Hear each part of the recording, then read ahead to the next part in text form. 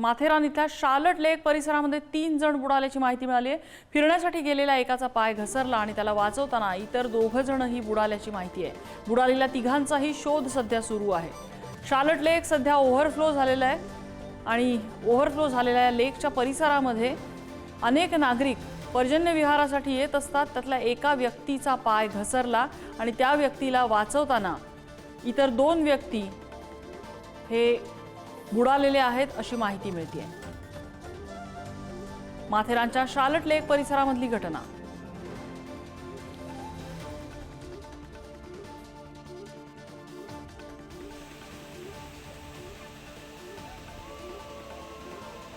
मिलिंद कदम आमचे प्रतिनिधी आपल्याला अपडेट देत आहेत। मिलिंद, काय तपशील सध्या या संदर्भात?